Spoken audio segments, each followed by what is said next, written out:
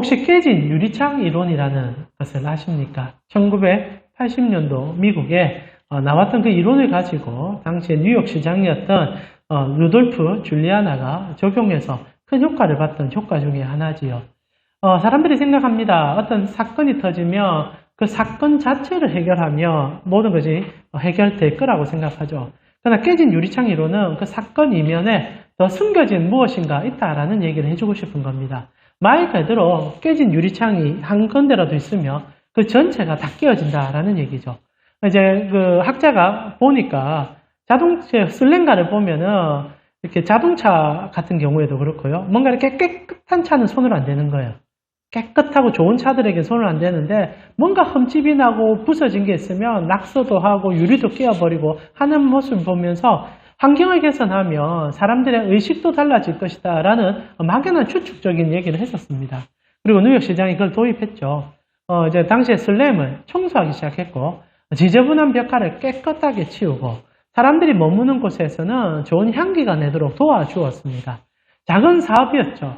사실 공권력을 투입해서 그 슬램에 있는 많은 마약상들이라든지 비행 청소년들을 쫓아내려면 한정이 없는데 그런 이제 눈에 보이는 현상들을 조금씩 수리를 시작하니까 사람들의 삶의 질이 높아지기 시작했다는 겁니다. 아울러 범죄율까지 같이 떨어지기 시작한다는 거죠. 참 재밌는 이론이었지만 실제적으로 적용되었고 효과를 본 것도 사실입니다. 그러나 이런 낙수 효과를 노리고 이를 처리하기에는 조금 더 거시적인 안목과 시간이 필요하다 보니까 답답한 우리 마음에는 그것이 잘 적용되지 않을 때가 있다는 거죠. 그러나 분명한 것은 현상만 가지고 이해해버리면 사실 그것이 주는 여러 가지 파장들을 이해하지 못하고 하나만 이해하고 돌아가는 일들이 있기 때문에 그것은 참으로 안타깝지 않는가라는 생각이 듭니다. 이는 우리 신앙생활에도 동일하게 적용된다고 생각해요. 사실 오늘 우리는 부활절로 향해 가는 세 번째 설교 가운데 첫 번째 설교로 다가가 있습니다. 그 첫 번째로 저희는 유월절을 보고 싶습니다. 왜냐하면 성경에서 유월절은 예수님께서 어린 양으로 오심을 가장 강요하는 표현이요. 특별히 예수님께서 오늘 본문에도 얘기하지만 유월절에 어린 양으로 예수님께서 돌아가셨다라고 얘기하기 때문에 유월절이 어떤 날인지를 깨달는다는 것은 우리의 부활을 제대로 이해하는 것과 같은 맥락입니다. 그러나 많은 사람들이 유월절을 이해하며 사실 크게는 이해를 잘 못하고 대부분 예수님께서 나를 위하여 죽어주신 그것을 기념하는 날, 레파토리는 그렇지 않습니까? 유월절에 문설주에 어린 양의 피를 바르며 죽음이 넘어갔다. 그 정도 수준.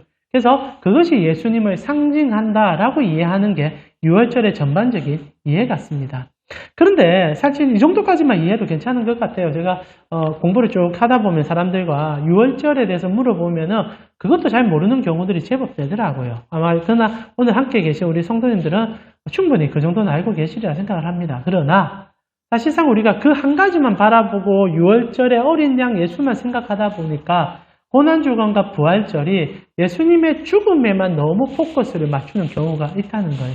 우리 다음 주도 이제 설교를 하겠지만은 보통 이제 고난주간이 시작되면은 어떻게 사람들이 보냅니까? 유월절에 희생된 어린 양을 생각합니다. 그러면서 이제 교회들마다 이제 행사가 시작되죠. 우리도 제가 좀 착각을 해가지고 이번 주에 우리 고난주간 저녁 기도회가 있는 줄 알았는데 다음 주입니다. 이번 주 아닙니다. 다음 주인데 제가 좀 생각을 너무 고난주간 생각하다가 한 주를 앞당겨서 지금 제가 성경 공부하는 팀들도 다 지금 취소를 시켜놨는데 다시 지금 번복해서 다 공부해야 되는 상황입니다. 보통 이제 고난주간이 찾아오면은 예수님의 십자가만 고민을 합니다. 그러니까 이제 가장 강렬한 영화도 먼저 상영을 해주죠. 패션이라는 영화 아시지 않습니까? 멜 깁슨이 감독을 해서 예수님의 그 순환만 집중적으로 그려서 정말 처절할 정도로 피를 튀겨가며 잔혹할 정도로 그 아픔의 모습을 보여주면서 사실 금요일부터 시작하여 고난주간에는 거의 대부분 울립니다. 그리고 예수님의 십자가를 생각하면서 그 고통에 동참해서 슬퍼합니다. 물론 그것이 필요한 사실이지만은 정말 그게 유월절의 전부일까? 그 한 가지만 바라봄을 통하여 우리는 또 다른 걸 잊어버리고 있지는 않는가? 이런 생각이 든다는 거죠. 그래서 오늘 우리는 유월절에 십자가의 의미를 조금 더 광범위하게 살펴보면서 우리 신앙에 적용해 보려고 합니다. 자, 그러면 유월절이 어떻게 시작되었는지부터 차근차근 더듬어가 봅시다. 여러분, 유월절은 어떻게 시작되었습니까? 자, 예수님께서 자기가 십자가에 달림을 유월절의 어린 양이라 표현했던 그 유월절의 시작은 10가지 재앙과 함께 마지막 재앙 속에 드러났던 하나의 하나님의 은혜의 징표였었습니다. 기억하시겠지만은 출애굽기가 사실 이집트에 찾아가서 그 하나님께서 그의 백성들을 건져내기 위한 작업이었고, 그 가운데 바로뿐 아니라 이집트의 모든 백성과 더불어 이스라엘 백성 전체에게 하나님이 어떤 분이신지를 가르쳐 주기 위해서 보여줬던 행동이었었습니다. 그러나 성경에는 단순히 이집트를 진번하고 하나님의 백성을 보호하는 차원이 아니라 하나님이 큰 목적을 가지고 10가지의 재앙을 허락했다라고 얘기합니다. 그게 이제 출애굽기 12장 12절이죠. 10가지 재앙 전체는 다 볼 필요도 없을 뿐 아니라 그 중심적인 내용만 이해해 봅시다. 출애굽기 12장 12절에 보니까 이렇게 10가지 재앙을 준 이유에 대하여 하나님이 설명합니다.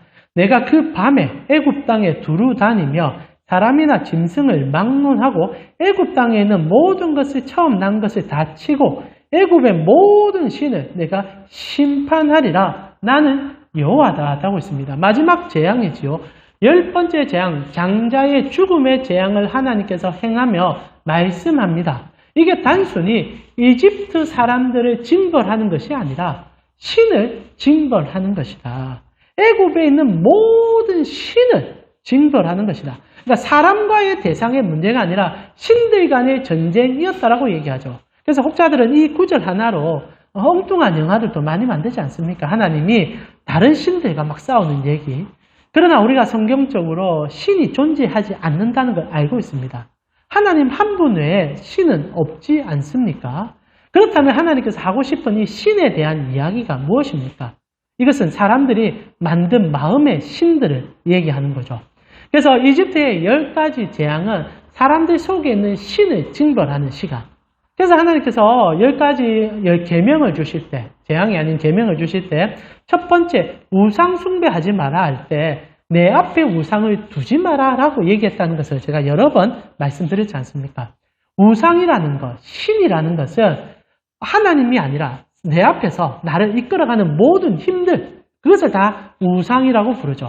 그리고 하나님께서는 그 가치를 없애고 실제적인 하나님이 그 가치의 전부인 것을 가르쳐 주기 위해서 10가지의 재앙을 퍼부었던 겁니다. 나일강이 피로 변합니다. 이집트의 젖줄이라 생각했던 것이 하나님의 손에 잡혀 있었습니다. 다산을 상징하는 개구리들이 튀어나와서 다 죽습니다. 생사하복은 주님의 손에 있었다는 겁니다. 악독이 생기고 짐승들이 죽어나가고 어둠이 임하는 것도 하나님이 모든 조화의 중심에 계시고 우리의 모든 삶의 주권자 되심을 보여주고 있었습니다. 아둘러, 사실상 그들이 붙잡고 있던 개구리 신, 나일강 신, 죽음의 신, 가축의 신, 그런 신들을 다 징벌함으로 하나님께서는 유일무이한 참된 신인 것을, 하나님인 것을 보여주기 위해서 10가지 재앙을 허락하셨다라는 거죠. 이렇게 생각할 때 오늘날도 우리에게는 이 10가지 재앙은 필요합니다. 10가지 재앙이 우리에게 어떤 겁니까? 때로는 돈이 될 수도 있고요. 때로는 사랑하는 가족이 될 수도 있고요. 때로는 우리가 생각하는 직장이 될 수도 있고, 때로는 우리가 붙잡고 있는 어떤 권력이 될 수도 있습니다. 그것이 어떤 형태를 가지든 하나님이 아닌 우리 인생의 전부가 거기 있다고 생각하는 그 모든 것들은 다 우상이 된다는 거죠. 그리고 하나님께서 그 10가지 우상을 철저하게 징벌하심으로 하나님의 어떠하심을 보여주시면서 마지막 재앙, 죽음의 재앙 앞에서 유월절이 등장했다는 겁니다. 사실상 우리가 손에 붙잡길 원하고 신을 만드는 이유가 무엇입니까? 죽음을 피하기 위함이죠. 사실 죽음이 다가온다는 걸 모르는 사람이 어디 있습니까? 그러나 죽음이 오기 전까지 어떻게 하든 생을 조금 더 연장시키고 내 인생에 조금 더 기쁨을 누리고 그리고 죽으면 끝날 인생 마지막까지 어떻게 하든 즐기기 위해서 붙잡는 모든 것인데 하나님께서 마지막 재앙에 죽음 앞에서 그것이 얼마나 부소용한지 얼마나 필요가 없는지를 보여주는 과정 속에 유월절은 등장했다는 겁니다. 자, 그리고 나서 유월절에 하나님께서 무엇을 보여주셨습니까? 우리는 여기에 많이 집중을 합니다. 출애굽기 12장 13절이죠. 우리 PPT에 뜰 건데 같이 한번 읽어볼까요? 출애굽기 12장 13절입니다. 같이 읽겠습니다. 내가 애굽 땅을 치울 때에 그 피가 너희가 사는 집에 있어서 너희를 위하여 표적이 될지라. 내가 피를 볼 때에 너희를 넘어가리니 재앙이 너희에게 내려 멸하지 아니하니라. 자, 유월절의 가장 중심적인 것은 이제 유월절이란 뜻이 뭡니까? 남을 넘는다. 영어로 하면 패스오버, 히브리어로 하면 패사브라고 얘기하죠. 그래서 넘는다라는 의미를 다 갖고 있습니다. 죽음 앞에 죽어야 되는데 하나님께서 그 죽음을 넘어가게 해준다. 생명을 주신다라는 의미로 이제 유월절을 줍니다. 그러나 가장 중심적인 것은 앞에도 설명해드렸지만 어린 양의 희생 제사가 들어가 있고 그 어린 양이 흘린 피를 우리 문설주에 바르는 게 가장 중요한 것이 유월절의 핵심이죠. 자, 적용해보면 이렇지 않습니까? 어린 양은 예수님을 상징합니다. 그리고 그 피는 그분이 흘리셨던 생명의 피입니다. 그리고 문설주에 바른다는 것은 우리 인생의 모든 죄악을 덮어주신다는 의미요. 이 문설주라는 게 우리 인생을 상징하죠. 그리고 그 집 안에 들어있으면 살 수 있다는 것을 가르쳐주는 저희가 유월절이죠. 자, 그런데 말입니다. 이제 중요한 얘기를 해봅시다. 예수님께서 우리를 위하여 우리 대신 죽어주심으로 그 피값으로 우리의 죄악을 용서해 주시고 죽음을 넘어가 삶의 은혜를 허락해 주셨습니다. 자, 그렇다면 우리는 무엇에 집중하는 게 옳을까라는 질문을 해볼 필요가 있다는 겁니다. 자, 유월절은 우리가 예수님의 십자가와 그의 피에 집중하는 날이 맞습니다. 고난저건과 부활절은. 그러나 실제로 예수님도 그런 목적으로 그 절기를 그리고 그것을 그림자처럼 보여주셨을까요? 여기에 우리는 의문을 가지지 않는 것 같습니다. 물론 우리가 유월절의 참 의미를 따지면서 예수님의 십자가로 그것을 해석하는 것은 중요한 것입니다. 그러나 사실 예수님도 정말 그것을 중요하게 여기시면서 우리에게 제시했었을까? 저는 조금은 고민할 필요가 있다 생각합니다. 조금 빈곤한인데요. 부모가 자녀에게 어떤 큰 선물을 하나 해줍니다. 이제 자녀가 이제 첫 직장을 가졌습니다. 그리고 이제 그 부모가 좀 재력이 됩니다. 그래서 이제 자녀가 사회 시작을 하니까 기분 좋게 이제 물론 부모님에게도 큰 이제 재산적 피해가 있는 거지만은 좋은 차를 하나 사줬습니다. 조그만 소형차를 하나 딱 사준 거예요. 그래서 자녀가 생각할 때 부모님이 그렇게 생활이 넉넉하지도 않은데 이 차를 거금을 들여서 사줄 때는 자녀를 사랑하는 마음과 함께 직장 생활에 활기찬 생활을 시작했으면 좋겠다라는 그 염원을 담아서 사준 거라는 건 당연히 알 거라고 생각합니다. 근데 말입니다. 자녀가 차를 받았어요. 너무너무 아버지와 어머니가 고마운 겁니다. 그러고 나서 그 고마움이 너무 겨워가지고 차를 못 탑니다. 매일 차를 보면서 우는 겁니다. 아버지가 이 차 산다고 36개월 할부 들어가 이자를 내시는데 내가 이 차를 어떻게 타노? 그리고 차를 고이 모셔놓습니다. 그리고 이제 앞에 나가면 차만 보면 부모님의 은혜를 생각해서 펑펑 웁니다. 그러다가 어느 날 아버지가 찾아왔어요. 얘야, 차가 왜 이렇게 먼지가 쌓이도록 있냐? 아들이 얘기합니다.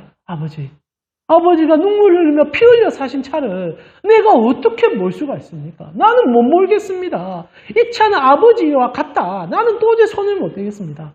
아버지가 어떻게 생각하겠습니까?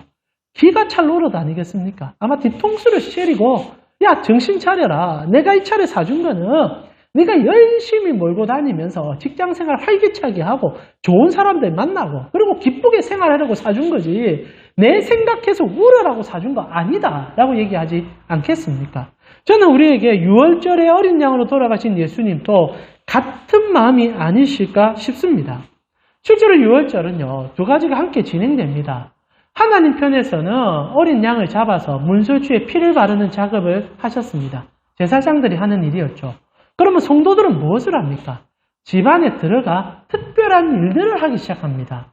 하나님이 실제로 원하는 것은 유월절에 흘리신 그 피로 인하여 집안에서 일어났던 일들을 기억함이 더 중요했다라는 거죠. 이게 진짜 유월절에 어린 양을 묵상하는 방법입니다. 피만 생각하고 아이고 예수님 손에 못자국 엉엉 울고 발에 못자국 엉엉 울고 옆구리에 참자국 엉엉 울며 예수님 찾아와서 뒤통수 때릴 줄 모릅니다. 내가 이것을 흘린 이유가 뭔데? 맨날 이거는 그것만 생각하고 고난주간 되면 사실 1년에 단 한 번 생각하는 시간이긴 합니다. 그러나 그건 너머를 보지 못하니 예수님의 십자가가 의미가 사라지지 않는가. 실제로 유월절은 그 다음의 사건들이 더 중요하고 더 많이 다룹니다. 자, 그렇다면 유월절의 진짜 의미가 뭡니까? 첫 시작부터 그 의미가 강렬합니다. 사실 6월절은 출애굽기 12장에 지술이 되죠. 그리고 레위기 13장에 다시 한번 정의가 됩니다. 레위기 13장에는 조금 더 많이 달라진 부분이 있지만 저희는 출애굽기 12장을 모티브로 잡아서 보겠습니다. 6월절의 첫 시작은 어떻게 시작합니까? 출애굽기 12장 2절에 보니까 6월절의 참된 의미부터 전달합니다. 이거 잘 붙잡으셔야 돼요. 2절 우리 같이 한번 읽어볼까요? 출애굽기 12장 2절입니다. 같이 읽겠습니다. 이 달을 너희에게 달의 시작 곧 해의 첫 달이 되게 하고, 자, 6월절을 주면서 하시는 얘기가 6월절을 통하여 너희는 새해를 맞이하게 될 것이다 라고 얘기합니다. 그런데 6월절이 실제로는 우리가 음력으로 따질 때 4월 달이거든요. 그러니까 이게 달의 첫 달이 될 수가 없습니다. 그런데 하나님께서 종교적으로 첫 달을 주겠다라고 얘기하며, 그래서 유대인들은 실제로 이 이제 니스안월, 아비월이라 부르는 이 절기를 새해로 생각하고 즐깁니다. 그래서 유대인들의 새해는 봄이에요. 지금 우리가 고난주간 부활절 지나지 않습니까? 이게 딱 6월절 절기와 매칭되거든요. 그러니까 딱 꼽힐 때 주님은 새해라고 얘기했다는 겁니다. 자, 6월절의 새로운 의미가 여기서 시작됩니다. 여러분, 6월절은 어떤 날입니까? 예수님 죽어주셔서 우리 대신 피 흘린 그 날입니까? 그것도 중요한 날이지만 유대인들의 입장에와 우리 그리스도인들 입장에서는 6월절은 새로운 탄생을 기념하는 절기입니다. 다른 말로 표현하면 여러분의 영적 생일을 기념하는 날이에요. 잔칫날입니다. 하나님께서 얘기합니다. 내가 죽어줌으로 나의 아들이 피를 흘림으로 너희가 born again 했다. 이게 복음 아닙니까? 새롭게 살아났다. 그러니 새로운 생일을 기념해야 되지 않느냐. 그래서 6월절은 주님의 죽으심으로 우리가 새롭게 태어나 새로운 인생 되었음을 알게 해주는 날과 같다는 겁니다. 그래서 6월절을 기념하면 우리는 울기 이전에 내가 주님의 피로 살아났음을 알고 그 기쁨에 나를 향한 주님의 축복과 같은 생일잔치를 묵상할 필요가 있다는 거지요. 그래서 로마서의 바울도 같은 얘기를 이렇게 얘기해 줍니다. 6장 4절에 그러므로 우리가 그의 죽으심과 합하여 세례를 받음으로 그와 함께 장사되었나니 이는 아버지의 영광으로 말미암아 그리스도를 죽은 자 가운데서 살리심과 같이 우리도 또한 새 생명 가운데 행하게 하기 위하여 그가 죽으셨다라고 얘기합니다. 그런데 6월절의 가장 큰 의미는 나의 생일이라는 의미를 갖고 접근하셔야 됩니다. 고난주간의 부활절에 여러분이 인식해야 되는 것은 물론 하나님께서 하셨던 그 십자가의 은혜도 우리가 곱씹으면서 함께 아파할 것도 있겠지만 그것으로 인하여 우리가 나음을 입었던 것. 내가 새롭게 태어난 것을 인식하고 나아가는 것이 고난주간과 부활절에 우리가 품어야 될 가장 중요한 핵심 생각이라는 겁니다. 자, 그래서 6월절을 생각하면 죽은 양을 생각하고 피를 흘린 예수님을 생각하는 것도 중요하겠지만은 이것을 더 중요하게 생각해야 될 것이 주님으로 인하여 내가 새롭게 태어났음을 통하여 일어날 하나님께서 주신 그 축복의 자리들입니다. 그래서 주님께서는 6월절날 어떤 일을 합니까? 만찬을 열어줍니다. 축제를 열어줍니다. 예수님도 어떻게 하셨습니까? 당신이 어린 양으로 돌아가시기 전에 제자들과 6월절 식사 모임을 가집니다. 이거 굉장히 중요하셔서 공간복음 전체에 나올 뿐 아니라 요한복음에는 더 다른 관점으로 또 다뤄주지 않습니까? 그만큼 중요한 절기는 우리에게 있어서 중요한 것은 식사 모임이라는 겁니다. 그러니까 6월절 고난주간 될 때 생각할 것은 우리가 성찬식도 그 주에 왜 합니까? 주님의 식탁에 우리가 모였음을 인식하라는 거예요. 그러나 그 식탁이 여러분 어떤 자리인지 아셔야 합니다. 그게 예수 그리스도의 죽음을 막 울면서 막 통곡하는 식사 자리가 아니라 예수님의 입장에서는 우리의 생일잔치 열어준 겁니다. 박수 쳐주고 그래서 주님이 뭐 해주십니까? 제자들의 발을 씻겨주고 그리고 기뻐하면서 이제 너희가 살게 될 것이다.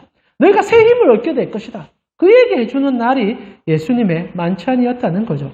그래서 실제로 6월절은요.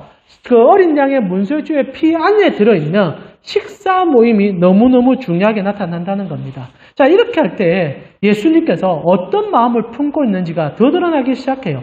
이사야 53장에 예수님의 십자가를 가장 정확하게 표현해 줄 때 3절에 이렇게 얘기하지 않습니까? 그가 찔림은 우리의 허물 때문이요. 그가 상함은 우리의 죄악 때문이요. 그가 징계를 받음으로, 자, 여기까지는 주님께서 하신 일입니다. 그럼 우리가 뭘 누려야 됩니까? 평안을 누리고 그가 째지게 맞음으로 나음을 받았다. 평화와 나음을 묵상하는 절기. 그래서 주님께서는 이 만찬을 열어주시면서 많은 것들을 우리에게 보여주기 시작합니다. 자, 6월절에 십자가만 생각해버리면 이 풍성한 삶을 다 놓칠 경우가 생기죠. 그래서 6월절을 주님께서 보여주시면서 처음부터 성도를 위한 배려적 차원으로 접근하고 있는 것을 여러분 좀 볼 필요가 있습니다. 혹시 여러분 6월절에 잡히는 양이 어떤 양인 줄 아십니까? 이는 곧 예수 그리스도의 마음을 묘사할 양이 될 것인데요. 오늘 출애굽기 12장 5절에 보니까 어린 양을 이렇게 표현하고 있습니다. 12장 5절에 너희 어린 양은 흠없고 1년 된 수컷으로 하되 양이나 염소 중에서 지혜라라고 되어 있습니다. 양만 잡는 게 아니라 염소도 잡아도 되고요. 어린 것, 갓 태어난 것 중에 잡는데 중요한 것은 수컷으로 잡아라고 얘기합니다. 자, 여기서부터 6월절에 대한 새로운 인식이 시작돼야 됩니다. 하나님께서 왜 수컷을 요구했을까요? 이건 예수님께서 하시는 마음과 같을 수 있다 생각합니다. 자, 예수님이 남자이기 때문에 수컷을 요구했을까요? 상징성 안에서? 그럴 수도 있을 수 있으리라 생각합니다. 그러나 이거는 우리가 레위기를 그때 공부할 때도 한번 나누었지만은 수컷은 우리가 생각하는 그런 가부장적, 남성 중심적 의미가 아닙니다. 실제로 제2행위 중에 수컷만 요구하는 게 있고 암컷과 수컷을 동시에 요구하는 제사가 있습니다. 보통 가장 많이 드리는 번제 같은 경우에 수컷을 요구합니다. 그러나 어떻게 보면 이제 소를 중심으로 드려야 되는 하목제 같은 경우에는 수컷과 암컷을 함께 요구하게 되죠. 자, 이렇게 볼 때 레위기에서 우리가 끄집어내고 6월절에도 끄집어내게 되는 게 상시적으로 드려야 되는 것에는 하나님께서 수컷을 요구하고 있다라는 거죠. 자, 그럼 수컷이 지금으로부터 수천 년 전에 어떤 의미가 있었는가? 오늘날도 같은 의미가 있을 수 있는데요. 보통 짐승의 가격은 수컷과 암컷을 비교할 때 암컷이 비쌉니다. 이유는 단순하죠. 새끼를 치고 젖을 줄 수 있기 때문에 수컷은 번식의 용도로만 보더라도 가격이 비쌉니다. 그러나 수컷들은 보통 싸게 처리가 돼요. 처리되고 그리고 수컷 같은 경우에는 흔하게 얻을 수 있는 것으로 인지되어 있습니다. 그래서 하나님께서 상번제라 부를 수 있는 번제를 버릴 때는 언제나 수컷, 재산적 손해를 좀 따져주시는 거예요. 이거 중요한 겁니다. 하나님께서 성도의 주머니 사정 늘 관심 가집니다. 하나님 왜 모르겠습니까? 우리가 살아가다 보면은 이 재정의 어려움에 대하여 늘 생각할 수밖에 없고, 그리고 하나님 앞에 나올 때도 헌금하는 행위도 하나님이 돈을 많이 하는 것으로 기뻐하지 않는다는 것을 성경이 초지일관적으로 전달하는 의미입니다. 그래서 하나님께서 원하는 게 있죠. 흠이 없고 깨끗하고 정결하고 거룩한 것. 하나님께서 이를 우리에게 통째로 얘기할 때 마음을 받아주신다고 얘기하지 않습니까? 자, 6월절의 첫 양부터 주님께서 하고 싶은 얘기는 흠이 없고 거룩한 것을 가져오라는 것이지, 우리가 가중한 의무적으로 우리의 주머니 것을 끄집어내어서 이것을 대처하여 하나님을 섬기지 말라라는 얘기로부터 시작하고 있다는 겁니다. 만약 필름이 중요하고 가치가 중요하면 암컷, 수컷 가치를 따지지 않았을 것입니다. 그러나 주님께서는 꼭 집어서 수컷을 달라라고 얘기하지만 다만 흠이 없는 것을 달라라고 얘기하죠. 자, 우리는 흠이 없는 것을 생각하기 이전에 중요한 가치, 수컷을 요구하는 주님께로 나아갑시다. 주님께서 6월절에 어린 양을 왜 수컷으로 달라 했을까? 성도에게 부담되지 않게 해주기 위함이라는 거예요. 양이든 염소든 상관없다는 겁니다. 아버지의 마음이죠. 이것이 마치 세상에는 최근에 이제 여러분 영화 중에 파묘라는 게 있지 않습니까? 무당들은요, 급수에 따라서 그 굿의 효능이 달라지고 한다고 얘기합니다. 돈을 많이 들이면 많이 들이시고 재물을 많이 주면은 그 능력이 드러난다고 얘기하죠. 하나님 오히려 거꾸로 갑니다. 가장 연약한 어린 양 중에 염소든 양이든 필요 없다. 수컷만 가져오면 된다. 다만 깨끗한 거 가져온다. 그러면 내가 전부를 용서해 줄게. 이렇게 시작되는 게 6월절 절기라는 거죠. 자, 이렇게 하나님께서는 우리의 마음을 배려하시면서 마치 아버지의 마음으로 그 제사를 치러주게 하시면서 우리에게 하고 싶은 얘기는, 들어가서 너희는 이제 내가 죽음의 신과 싸우고 너희에게 그 어두운 세상의 그 아픔을 다 처리하는 동안 너희는 그 안에 들어가서 밥을 먹고 있어라. 밥 먹고 있어. 그리고 기다리면 돼. 그리고 너희는 다른 거 생각하면 돼. 이제 내가 다 해줄 거니까 너희가 진짜 해야 될 것이 뭔지를 알면 이건 내가 죽은 만큼의 그 기쁨이 나에게 들어오게 될 거야. 그게 뭡니까? 안에 들어가서 밥 먹는 행사입니다. 그게 이제 출애굽기 12장 8절부터 11절까지 들어가는 유월절 식사 모임이지요. 5가지의 모임의 중요도가 드러나기 시작합니다. 자, 우리는 이제 양의 문을 통과해 들어가면은 해야 되는 일이 유월절에는 밥 먹는 거예요. 근데 이게 단순히 먹고 마시고 축제를 여는 게 아니라 어떤 삶의 의미를 생각하는 절기로 삼아라고 얘기되고 있습니다. 8절부터 11절을 보니까 이렇게 기록이 됩니다. 제가 한번 읽어드릴게요. 여러분 같이 한번 읽어볼까요? 8절부터 11절까지 한 절씩 교독합시다. 제가 8절 읽고요. 여러분 9절, 10절, 11절, 11절은 다 함께 읽겠습니다. 같이 읽어볼까요? 그 밤에 그 고기를 불에 구워 무교병과 쓴 나물과 아울러 먹되 날 것으로나 물에 삶아서 머리와 다리와 내장을 다 불에 구워 먹고 아침까지 남겨두지 말며 아침까지 남은 것은 곧 불사르라. 너희는 그것을 이렇게 먹을지니 허리에 띠를 띠고 발에 신을 신고 손에 지팡이를 잡고 급히 먹으라. 이것이 여호와의 유월절이라. 자, 어린 양이 문설주에 달리는 것도 중요한 유월절이지만 하나님은 이것 또한 유월절이라고 얘기합니다. 그러니까 유월절에 어린 양으로 돌아가신 예수님, 하나님이 하신 일로 인하여 성도는 이 식탁의 모임에 인식이 있어야 되고, 그래서 사실 고난주간에는 비디오 보면서 우는 날이 아니라 성찬을 통하여 이 참된 의미를 깨달는 날이 돼야 된다는 거죠. 자, 그랬을 때 성찬식과 유사할 수 있는 유월절 만찬은 5가지의 상징적 행동을 합니다. 첫 번째는 고기를 불에 구워 먹습니다. 자, 불에 구워 먹어요. 그리고 두 번째로 무교병을 먹습니다. 누룩 넣지 않은 빵, 그 이스트를 넣지 않은 빵이죠.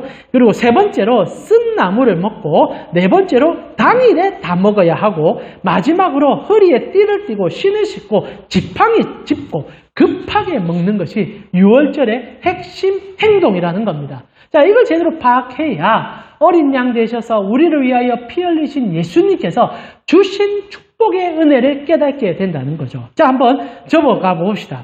자, 첫 번째, 고기를 불에 굽습니다. 자, 고기를 왜 불에 구울까요? 여러 가지 생각을 해볼 수 있습니다.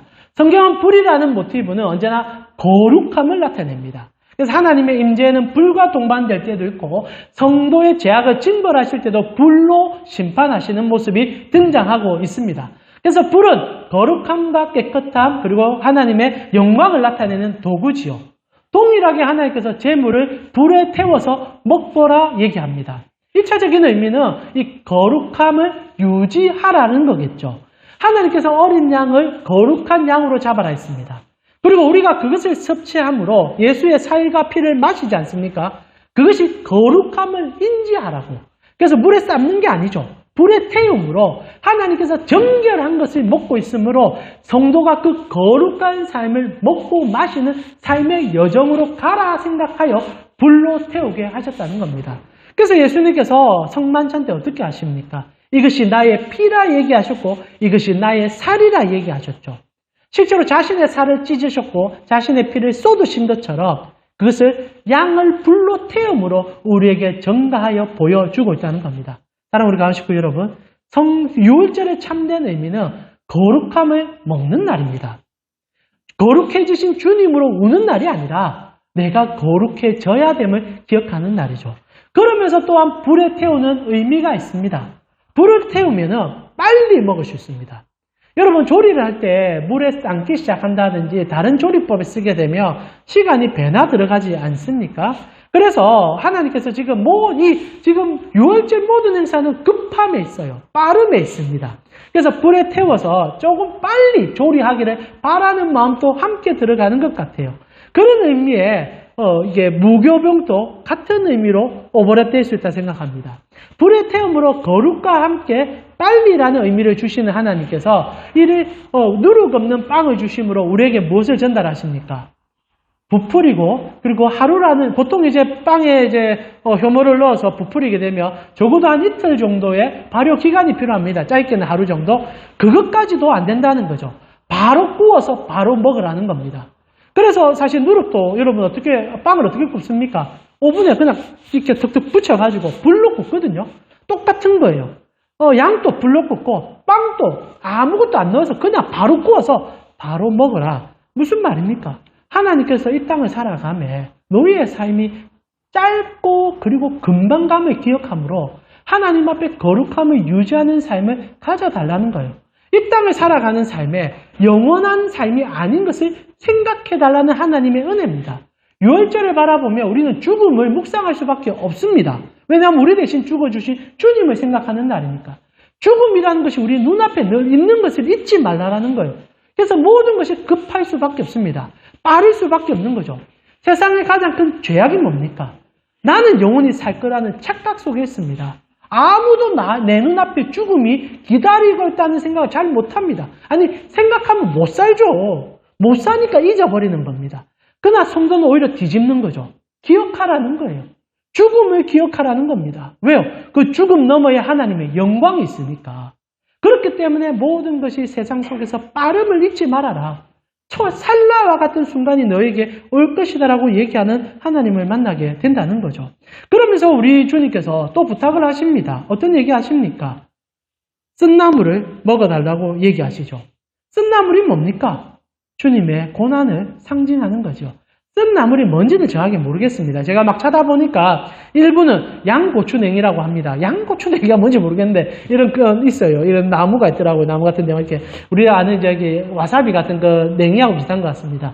하여튼 쓴나물인 거죠. 하필 달달한 나물이나 고소한 나물이 아닌 왜 쓴나물을 얘기했을까? 사실 계속 같은 의미를 갖고 가죠. 빠르게 먹어야 되고 거룩하게 먹어야 되는데 쓰게 먹으라는 거예요. 이 땅에 소망이 없음을 알고 오히려 하나님의 은혜와 그 주님의 십자가를 묵상함으로 그분이 우리에게 주셨던 삶의 은혜로 이 땅을 살아내라라고 얘기하는 게 주님의 가장 큰 의미라는 겁니다. 그러면서 주님께서는 여기서 끝내는 게 아니죠. 가족 간에 먹으라는 또 다른 상징적인 의미를 줍니다. 불에 굽고 무교봉을 먹으며 쓴 나물을 먹습니다. 거룩함과 빠름과 그리고 임박함을 상징하면서도 중요한 것은 가족 간에 함께 먹는 시간들을 가지라고 얘기하죠. 여러분 가족 간에 함께 먹는데 단순히 가족 간에 먹는 것으로 끝나지 않습니다. 유월절 행사의 본질적인 것은 무리에 있고 공동체에 있어요.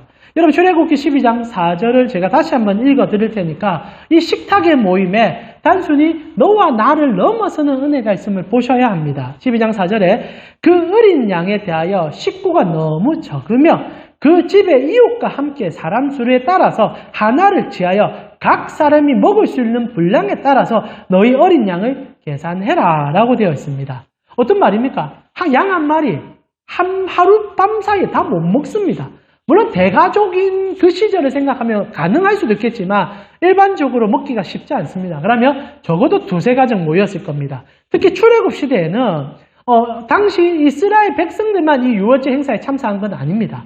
이집트 사람들도 하나님의 10가지 재앙을 보면서 두려워하는 사람들은 그 가족 속에 들어갔을 겁니다. 그래서 나중에 출애굽할 때 수단 잡족이 함께 나가잖아요. 이 잡족이란 표현이 맞지 않죠. 수많은 민족이 다 같이 나가게 됩니다. 거기에는 이집트 사람도 있을 있고 아람의 여러 사람들도 있을 수 있죠. 그들이 다 어떻게 구원을 받았냐? 이 식탁의 만찬에 들어왔던 거예요. 자, 주님께서 불로 그리고 급하게 그러면서 쓰게 먹으라 한 이유는 오히려 너희가 함께함과 주님의 나라의 이름을 위하여 가족됨을 기억하기 위함도 있었다라는 겁니다. 유월절의 어린 양은요, 우리에게 가족됨을 주는 새로운 가족 공동체를 주는 절기라는 겁니다. 그래서 유월절이 되면 주님 생각해서 우리가 이 땅을 어떻게 살아야 될지 그리고 우리가 이 땅 속에서 무엇을 향해 나아갈지를 인지하면서 더 중요한 것은 예수로 인하여 가족됨으로 이루어진 교회 공동체를 어떻게 사랑할지를 생각하는 절기라는 거죠. 천국의 모형이 있다면 교회가 되어야 할 것입니다. 물론 지상의 교회는 여전히 어둡고 쓴 나물을 먹는 교회일지 모르겠습니다. 사람 자체도 쓸지도 모르겠습니다. 그러나 그리 하더라도 영원히 함께 볼 사람들과 함께 모여서 교제를 나누는 자리가 유월절의 가장 중심적인 의미라는 거죠. 그리고 마지막으로 어떻게 합니까? 허리에 띠를 띠고 발에 신을 신고 손에 지팡이를 짚고 먹으라라고 되어 있습니다. 어떤 모습입니까? 나그네죠. 정착하지 않는담을 보여주는 겁니다. 걸어가는 길이 있고 살아가는 여정이 있다는 걸 보여주는 거죠.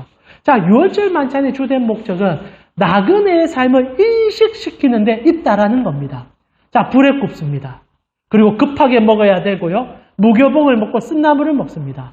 그러면서 가족 공동체가 함께 모여서 함께 그것을 생각하면서 지팡이 짚고 띠를 띱니다. 그러면서 무슨 얘기해야 됩니까? 예수 만나러 가는 삶의 여정을 살아냅시다. 나를 위하여 죽어주신 주님의 나라까지 끌어갑시다. 우리는 이 땅에 소망이 있지 아니하고 하나님 나라의 가치가 있는 자들입니다. 물론 그렇다고 이 땅을 버리라는 얘기도 아니죠. 오히려 더 힘써 이 땅을 살아내는 얘기를 하지만은 중요한 것은 세상과 똑같이 이 세상에 이집트가 추구했던 그 우상의 가치, 10가지 재앙을 받아야 되는 그 가치에 매몰됨이 아니라 하나님 나라의 가치를 인지하고 주님의 지팡이를 손에 쥐고 더욱더 힘을 내면서 하나님의 나라까지 끌어가겠습니다라고 신앙적 고백을 하는 날이 고난주가 아니고 부활절이라는 겁니다. 이걸 모르면 유월절이요. 눈물 흘리는 날, 주님의 고난에 슬퍼하면서 땅을 치다가 집에 들어가서 엉뚱한 짓 하는 날, 그날이 되어버린다는 겁니다. 주님이 우리에게 유월절을 준 것은요. 성도로 이 땅을 어떻게 살아가야 될지를 가르쳐주는 날이었다는 겁니다. 그런 맥락에서 예수님께서 제자들과 식탁의 교제를 나눈 이유도 거기 있다는 거죠. 제자들에게 충고도 하고 나눔도 하고 발도시켜주면서 무슨 얘기합니까? 너희가 서로 사랑하듯 이웃 세상이 너희를 사랑함으로 알게 될 것이다. 그런 얘기를 하시듯이 식탁의 모임을 통하여 성도가 세상을 살아가는 힘을 가르쳐 줬다는 겁니다. 그래서 말씀을 좀 정리하면서요. 6월절을 우리가 이제 다음 주에 생각하면서 종려주일과 그리고 고난주일, 부활주일을 보내게 됩니다. 거기에 우리가 이번에는 파커스를 맞추지 않아요. 주님의 십자가를 생각할 것입니다만 그 십자가로 내가 안식과 누림이 무엇인지를 생각할 뿐 아니라 주님의 나라를 살아가는 삶을 생각하려고 합니다. 그래서 하나님께서 6월절을 명칭하실 때 희한하게 두 이름으로 주셨다라는 것을 알고 계십니까? 여기까지 하면서 마무리 짓겠습니다. 보통 6월절은 종교력에 따졌을 때 니산월에 지키게 됩니다. 아십니까? 혹시 니산?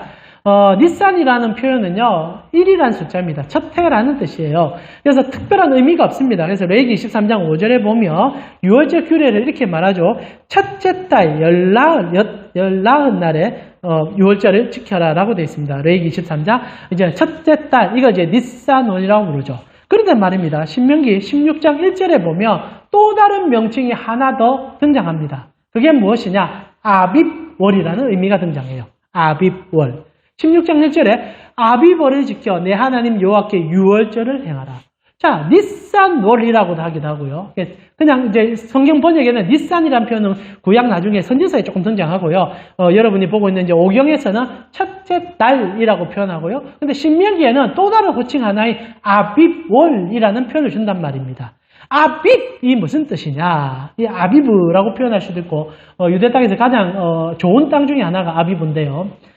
이 아비브란 뜻이 뭐냐? 아비월이란 뜻이 뭐냐? 결실, 추수 이런 뜻입니다. 촉곡식 이런 의미를 갖고 있어요. 그러니까 소위 말하는 지금 4월에 우리가 6월절이 지나고 나면 다가오는 절기가 있죠. 이제 초실절이 다가오지 않습니까? 6월절, 무교절 지나면 바로 초실절이 와요. 4월에는 첫 열매를 생각하고 그것을 기념하는 절기가 들어옵니다.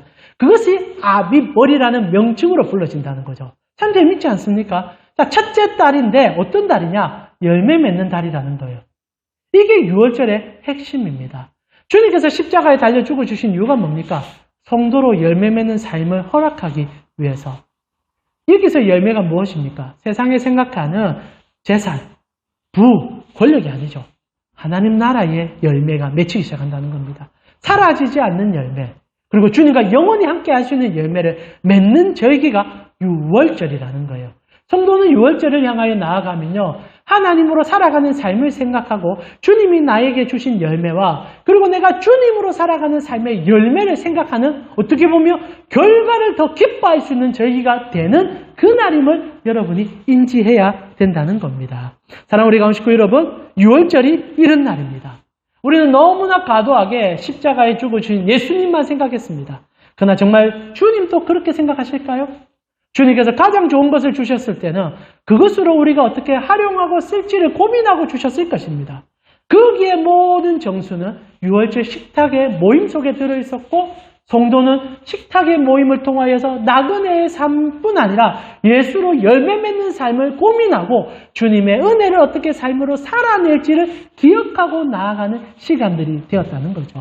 자, 우리는 다음 주에 이제 성찬식과 함께 주님의 만찬을 묵상하게 될 겁니다. 그때 여러분이 기억해야 될 게 주님 나를 위하여 죽어주셨으니 내가 이제 어떻게 살아야 합니까? 그것을 고민하고 던질 수 있는 이 3주의 시간이 될 때 우리는 정말 새로운 부활절과 그리고 하나님의 영광의 날을 기념하지 않겠습니까?